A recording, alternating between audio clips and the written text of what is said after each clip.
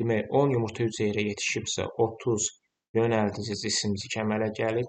Yönəldici cisimciklər haploid xromosom yığınına malikdir. Yəni, bunların eni bərabərdir 23-dür. Bu 23 xromosomdan biri cinsi xromosomdur. Yerdə qalan 22-si autosom xromosomdur. Bizdə də 30 yönəldici cisimcik var. Hər yönəldici cisimcikdə 22 autosom xromosom olur. 30-u da 22-yə vuranda 660 edir. 32-yə baxaq. Sağlam qadında boy artımı davam etdiyi müddət ərzində 28 günlük aybaşı sikl şəraitində maksimum neçə folikul yetişə bilər? Qadınlarda boy artımı 18 yaşına kimi davam eləyir. Maksimum soruşduğuna görə demək, bu qadın 10 yaşından sikl keçirir. 18-dən 10 çıxırıq. Bizə bu eləyir 8 il. 8 ildə deyim, neçə folikul yetişə bilər? Biz də bilirik, ildə 13 folikul yetişir. Düzdürmü? 8-i də biz 13-ə vurduqda eləyir, demək, 104.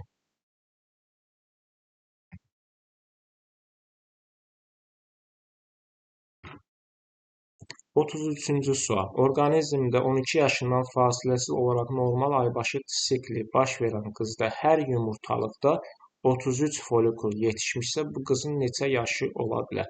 33 folikul yetişibsə, demək, bir yumurtalıqda, biz də bilirik ki, bir yumurtalıqlarda il ərzində 13 folikul yetişir. Yəni, bir yumurtalığa onun yarısı 6,5 düşür. Biz də 33-ü 6,5-ə böldükdə bizə bu, demək, təqribən 5 il verir. Demək, 5 ildir, demək, bu qadında demək, fasiləsiz olaraq aybaşı sikli baş verir. Bu qadında 12 yaşından başlayıb. 12, bu da 5. Demək, hal-hazırda bunun 17 yaşı var.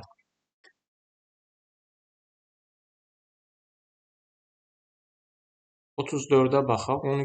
32 yaşında olan qadının 12 yaşından etibarən aybaşı sikli keçirdiyini nəzərə alaraq onun sol yumurtalığında cəmi neçə folikulun yetişdiyini tapaq. Demək, 32 yaşı var. 12 yaşından aybaşı sikli keçirir. 32-dən biz çıxaq 12-ni. Demək ki, 20 ildir. 20 il. Biz də bilirik ki, ildə 13 sikl baş verir. 20-ni 13-ə vuraq. Bu bizə verəcək 260. Amma sualda bir yumurtalıqda neçə folikul yetişib, onu da 2-yə bölməliyik. Cavab eləyəcək 130. 35-ci suala baxırıq. 32 yaşında olan qadının 12 yaşına etibarən normal aybaşı sikli keçirir. Onun hər iki yumurtalığı soruşur. Yenə də 32-dən çıxırıq biz 12-ni. Tapırıq ki, 20 ildir sikl baş verir. İldə də 13 sikl olduğuna görə 20-ni də biz vurmalıyıq 13-ə. 20-ni də 13-ə vuranda 260 edir. 36. Əgər qadın orqanizmdə sarı cisim fazalarının ümumi müddəti ən çox 520 həftə çəkibsə, onda bu qadının maksimum neçə yaşı var? Biz bilirik, sarı cisim 2 həftə, yəni 14 gün davam eləyir, düzdürmü? Bir siklda 14 gün, yəni 2 həftə sarı cisim fazası olur. Əgər 520 həftə çəkibsə, 520-ni biz bölək 2-yə. Bu bizə verəcək 260, yəni 260 sikl keçirib bu qadın. Biz də bilirik ki, il ərzində 13 sikl olur. 260-ı da bölək 13-ə. 260-ı 13-ə böldükdə bu bizə verəcək 20. Demək, 20 ildir qadında bu sikl baş verir. Onun bir maksimum neçə yaşı olar? Əgər 12 yaşdan başlayıbsa, 12 üstə 20, demək 32 yaşı olar maksimum. 37-ci sualda yenə də 416 həftə sarı cisim fazası davam eləyib. 416-nı 2-yə bölək. Görək neçə sikl baş verir. Bu eləyir 208. Demək, 208 sikl baş verir. Biz də bilirik ki, ildə 13 sikl baş verir. 208-i 13-ə bölək. 208 13-ə böldükdə demək, bir dəfə 78, 6 demək, 16 ildir sikl baş verir. Bu qadının maksimum neçə yaşı var? Üstünə 12 gəlməlidir. Çünki 12 yaşından bu sikl başlayır. 16 üstə 12, 28 edir.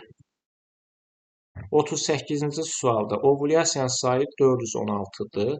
Bizdən qadının demək, maksimum yaşını soruşur. Biz də bilirik, bir sikldə elə bir dənə ovulyasiya baş verir. 416 ovulyasiya baş veribsə, demək 416 dəfə bu qadın sikl keçirib. Ya biz 416-nı 13-ə bölək. Görək neçə ildir bu sikl keçirir. 416-nı 13-ə böldükdə demək 3 dəfə 2 dəfə. Demək 32 ildir sikl keçirir. Qadının neçə yaşı olar maksimum? Üstünə 12 də gələk. Çünki 12 yaşından başlayır. Üstünə 12 gəldikdə bu da eləyir 44. Ne cavab 44 eləyir. 39-da da həmçinin yenə 416 ovulyasiya baş veribsə 13-ə bölək 32 yaşı var. Qadının deyir ki, minimum neçə yaşı var? Minimum dediyinə görə üstünə 12 yox 10 gəlirik. Bu zaman eləyir 42. 40-cı sual. Demək, ovulyasiyaların sayı verib, yenə də bizdən soruşur qadının minimum yaşını. 208-i biz bölək 13-ə. 208 bölünsün 13. Bu eləyir demək, bir dəfə. 78-də 6 dəfə. Demək, 16 ildir sikl baş verir. Minimum yaşını dediyinə görə üstünə 10 da gəlirik. Üstünə 10 gəldikdə eləyir, demək, minimum soruşur, yoxsa maksimum. 208-i 13-ə böləndə 16 eləmir, üzr istəyirəm, 18 eləyir, bəli. 18-in də üstünə, demək, 18 elə 16 eləyir, düz taxmışdım. 16 eləyir, 16-nın üstünə 10 gələndə 26. Demək, bu qadının 26 yaşı var. 41-ci sual deyir, uyğunluğu müəyyən edin. Burada pis düşür, mən oxuyuram. Çanaq boşluğundan xaricdə yerləşir. Çanaq boşluğundan xaricdə toxumluqlar yerləşir. Bu adı. Dölün inkişafı burada gedir. Dölün inkişafı harda gedir? Uşaqlıqda gedir. Düzdürmü? D variantı.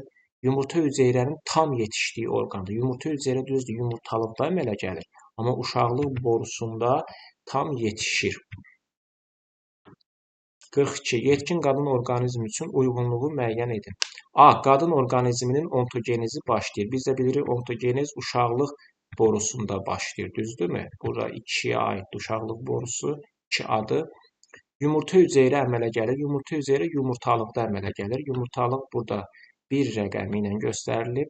C. Bətndaxili inkişafın, demək, rüşeyin dövrü başa çatır. Rüşeyin dövrü uşaqlıqda başa çatır. Demək, uşaqlıq burada 3 ilə göstərilib. Döl formalaşır. Döl də uşaqlıqda formalaşır. Mayalanma baş verir. Mayalanma uşaqlıq borusunda baş verir. Bu cür olmalı idi. 43-də də yenə uyğunluğu müəyyən edin. Kişi orqanizminin ontogenizi başlayır. Fərq yoxdur. Kişi, qadın ontogeniz başlayır uşaqlıq borusunda. Folikullarda yumurta hüceyrə inkişaf edir. Folikullar özü yumurtalıqda yerləşir.